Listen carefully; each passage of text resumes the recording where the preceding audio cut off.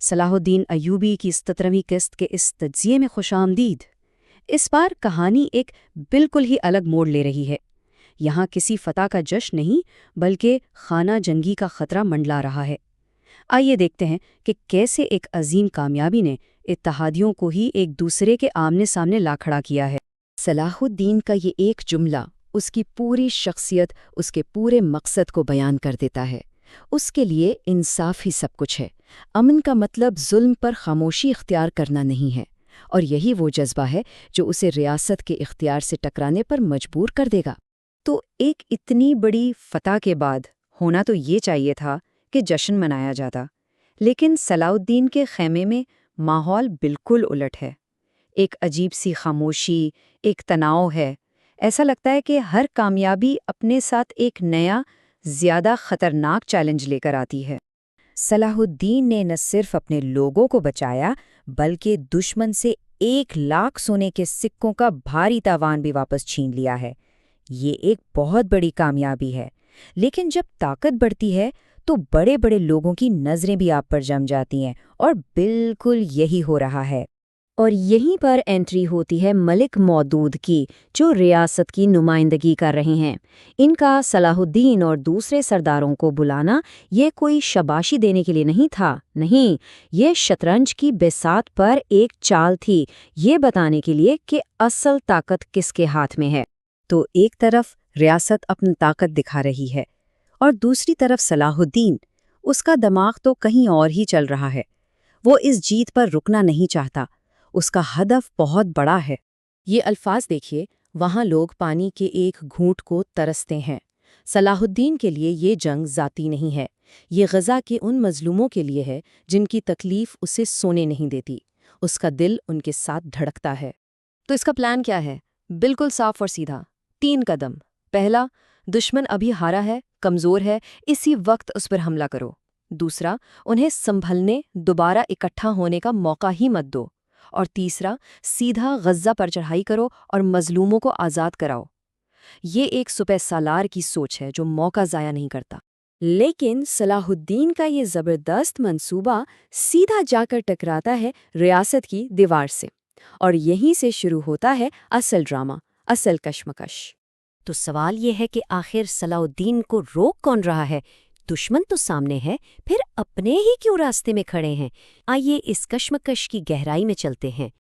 اور یہ ہے دونوں کے درمیان اختلاف کی جڑ۔ ایک طرف صلاح الدین کہہ رہا ہے یہی وقت ہے، ابھی حملہ کرنا ہوگا۔ دوسری طرف مودود کا حکم ہے نہیں، ابھی وقت نہیں ہے۔ یہ صرف وقت کا اختلاف نہیں، یہ 2 الگ سوچ، 2 الگ دنیاؤں کا ٹکراؤ ہے۔ ایک طرف جذبہ ہے تو دوسری طرف سیاست۔ اور مودود صرف باتوں سے نہیں روک رہا، وہ باقاعدہ اقدامات کر رہا ہے صلاح الدین کو قابو میں کرنے کے لیے۔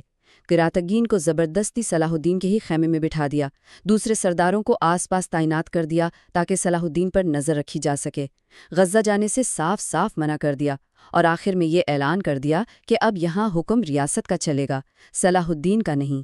یہ تو سیدھی سیدھی طاقت کی نمائش ہے۔ اور پھر مودود یہ زبردست جملہ بولتا ہے، صرف ریاست ہے اور یہاں کی باغڈور ریاست کے ہاتھ میں ہے، تمہارے نہیں۔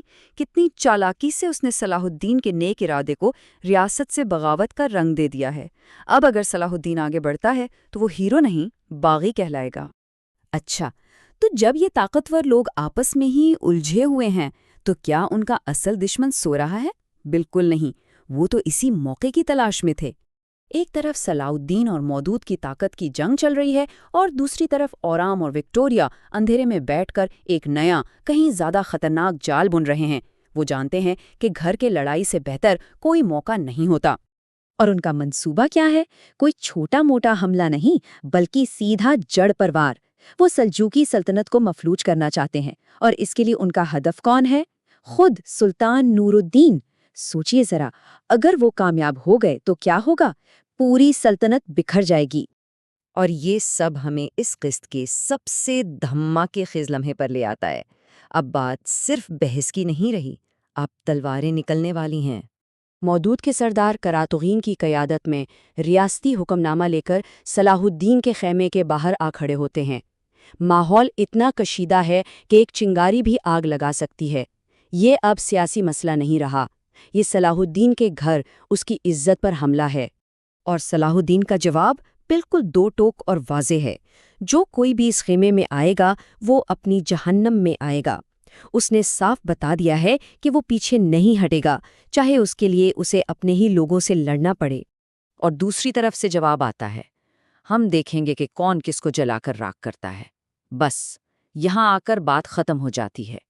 اب اتحادی ہی ایک دوسرے کے خون کے پیاسے ہیں، اور خانہ جنگی کا خطرہ اب صرف خطرہ نہیں، ایک حقیقت بننے کے قریب ہے۔ تو آخر میں سوال یہی رہ جاتا ہے کہ کیا یہ اندرونی لڑائی، یہ انا کی جنگ انہیں اتنا اندھا کر دے گی کہ وہ باہر بیٹھے اصل دشمن کو بھول جائیں گے؟ جب گھر میں ہی آگ لگی ہو تو باہر کے طوفان سے کون بچائے گا؟ یہی وہ سوال ہے جو یہ قسط ہمارے ذہنوں میں چھوڑ جاتی ہے۔